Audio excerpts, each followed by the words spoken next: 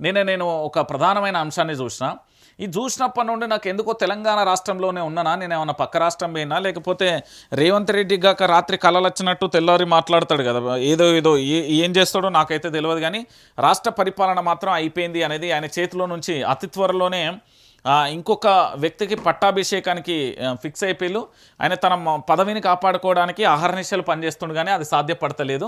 నేను ప్రధానంగా కూడా ఈ తెలంగాణ రాష్ట్రంలో ఉన్న యువతకు సంబంధించి ఈ చిక్కట్పల్లి కానీ దిల్సుఖ్ నగర్ కానీ పూర్తి స్థాయిలో కూడా వీళ్ళందరూ కూడా ఏది ధర్నా చేస్తారు. నిరుద్యోగులకు సంబంధించి చిక్కట్పల్లిలో రోడ్డు ఎక్కడం కానీ, దిల్సుఖ్ నగర్కు సంబంధించి రోడ్డు ఎక్కడం కానీ, వీళ్ళని అరెస్ట్ చేసే దృశ్యాలు కానీ, అసలు వీళ్ళ డిమాండ్లకు సంబంధించి ఉద్యోగ అవకాశాలు కల్పించమంటారు, జాబ్ క్యాలెండర్ అడుగుతున్నారు.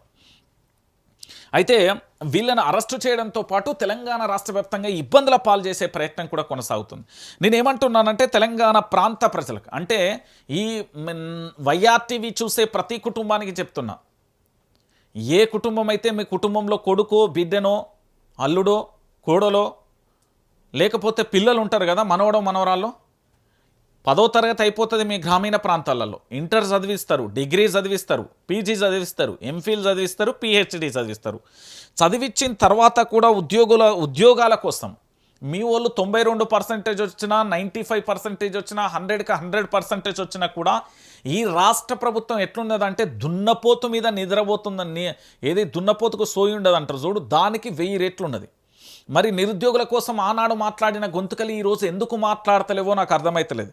ఇప్పటికీ కూడా చాలా ఘోరమైన విషయం ఏంటంటే, నాకు ఆ ఈడ్చుకెళ్ళే దృశ్యం ఉన్న చూడు, అది నాకు నచ్చలే. ఎంత పోలీస్